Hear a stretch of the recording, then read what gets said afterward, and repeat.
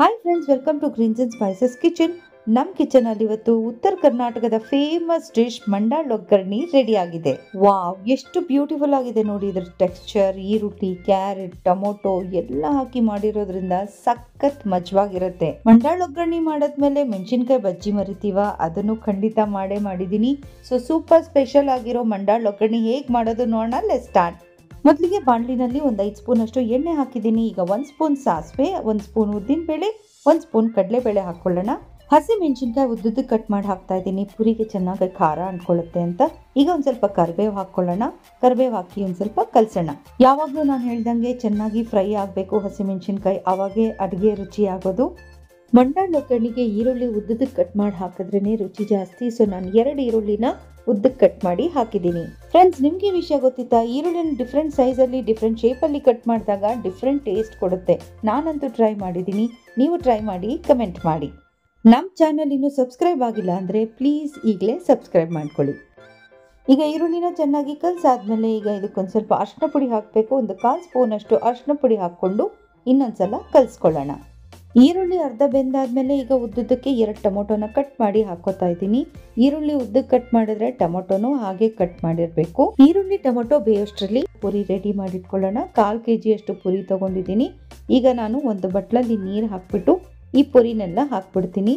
ಜ್ಞಾಪಕ ಇಟ್ಕೊಳ್ಳಿ, ಪುರಿನ ಯಾವಾಗಲೂ ಕ್ಲೀನ್ ಮಾಡಿ ಹಾಕ್ಕೋಬೇಕು. ಕಡಲೆ ಪುರಿಯಲ್ಲಿ ಬ್ಲ್ಯಾಕ್ ಕಲರ್ ಡಸ್ಟ್ ಜಾಸ್ತಿ ಇರುತ್ತೆ. ಸೊ ಅದನ್ನೆಲ್ಲ ತೆಗೆದ್ಬಿಟ್ಟು ನೀವು ಹಾಕ್ಕೋಬೇಕು, ಇಲ್ಲ ಅಂದರೆ ಪುರಿ ಒಗ್ಗರಣೆ ಎಲ್ಲ ಮಣ್ಣಾಗ್ಬಿಟ್ಟು ತಿನ್ನಕ್ಕಾಗೋದಿಲ್ಲ. ಕಡಲೆ ಪುರಿ ಎಲ್ಲ ನೀರಲ್ಲಿ ನೆನೆಸಿಟ್ಟಾಯ್ತು. ಯೂಶಲಿ 10 ನಿಮಿಷ ಬೇಕು ಪುರಿ ನೆನೆಯೋದಕ್ಕೆ. ಆದರೆ ನಾನು ಯೂಸ್ ಮಾಡ್ತಿರೋದು ದಾವಣಗೆರೆನಲ್ಲಿ ಸಿಗೋವಂಥ ಪುರಿ. ಇದನ್ನ 5 ನಿಮಿಷ ನೆನೆಸಿದ್ರೆ ಸಾಕು. ಹಾಗೆ ರುಚಿ ಕೂಡ ಅಷ್ಟೇ ಅದ್ಭುತವಾಗಿರುತ್ತೆ. 5 ಮಿನಿಟ್ಸ್ ಆದಮೇಲೆ ಪುರಿ ನೆಂದಿದೆಯಾ ಇಲ್ಲ ಅಂತ ನೋಡೋಣ. ಈ ಥರ ಪ್ರೆಸ್ ಮಾಡಿದ್ರೆ ಮೆತ್ತಗಾಗ್ಬಿಡ್ಬೇಕು. ಸೊ ಪುರಿ ಚೆನ್ನಾಗಿ ನೆಂದೋಗಿದೆ. ಈಗ 2 ಕೈನಿಂದ ಈ ಥರ ಪ್ರೆಸ್ ಮಾಡಿಬಿಟ್ಟು ನೀರನ್ನೆಲ್ಲ ತೆಗಿತಾ ಬರಬೇಕು. ನೀರನ್ನೆಲ್ಲ ತೆಗೆದ್ಬಿಟ್ಟು ಇನ್ನೊಂದು ಬಟ್ಲಿಗೆ ಹಾಕ್ತಾ ಬರೋಣ. ಸೊ ಇದೇ ಪ್ರೊಸೀಜರಲ್ಲಿ ನಾವು ಇದನ್ನೆಲ್ಲ ಕಂಪ್ಲೀಟ್ ಆಗಿ ತೆಗೆದ್ಬಿಡೋಣ ನೀರನ್ನ.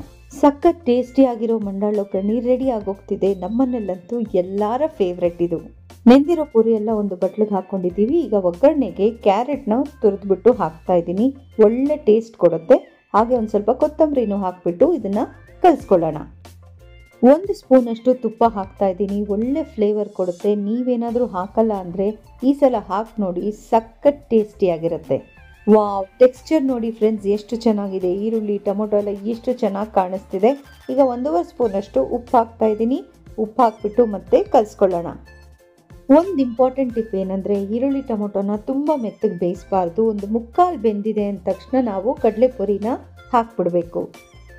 ನೀವು ಯಾವ ಥರ ಮಂಡಾಳ್ ಒಗ್ಗರಣೆ ಮಾಡ್ತೀರಾ? ನಿಮ್ಮನೇಲಿ ಏನಾದರೂ ಡಿಫ್ರೆಂಟ್ ಆಗಿ ಮಾಡ್ತೀರಾ ಅಂದರೆ ನನಗೆ ಪ್ಲೀಸ್ ಕಮೆಂಟ್ ಮಾಡಿ ತಿಳಿಸಿ. ಕರ್ನಾಟಕದ ಫೇಮಸ್ ಡಿಶಲ್ಲಿ ಮಂಡಾಳ್ ಒಗ್ಗರಣೆ ಕೂಡ ಒಂದು ಖಂಡಿತ ಸೇರ್ಕೊಳ್ಳುತ್ತೆ ಅಲ್ವಾ ಫ್ರೆಂಡ್ಸ್? ಅದರಲ್ಲೂ ಉತ್ತರ ಕರ್ನಾಟಕದಲ್ಲಂತೂ ಫೇಮಸ್ ಡಿಶ್ ಇದು. ನಮ್ಗೆ ಹೆಂಗೆ ಇಲ್ಲಿ ಹೋಟೆಲ್ಸಲ್ಲಿ ಇಡ್ಲಿ ದೋಸೆ ಸಿಗುತ್ತೆ, ಹಾಗೆ ಅಲ್ಲಿ ಮಂಡಾಳ್ ಒಗ್ಗರಣೆ ಕೂಡ ಸಿಗುತ್ತೆ. ಕಡಲೆ ಪುರಿ ಎಲ್ಲ ಹಾಕಿ ಕಲಸಾದ್ಮೇಲೆ ಇದಕ್ಕೆ ನಾನು ಕಡಲೆ ಪಪ್ಪನ್ನ ಪೌಡರ್ ಮಾಡಿ ಹಾಕ್ತಾ ಇದ್ದೀನಿ. ಒಳ್ಳೆ ಟೇಸ್ಟ್ ಕೊಡುತ್ತೆ. ಇದನ್ನ ಮಾತ್ರ ಮರಿಬೇಡಿ ಹಾಕೋದು. ಸೊ ಇಲ್ಲಿಗೆ ಮಂಡಾಳ್ ಒಗ್ಗರಣೆ ಕಂಪ್ಲೀಟ್ ಆಗೋಯ್ತು. ಏನ್ ಬ್ಯೂಟಿಫುಲ್ ಆಗಿ ಕಾಣಿಸ್ತಿದೆ ನೋಡಿ. ನೀವು ಟ್ರೈ ಮಾಡಿ, ಹೇಗಿದೆ ಅಂತ ಕಮೆಂಟ್ ಮಾಡಿ.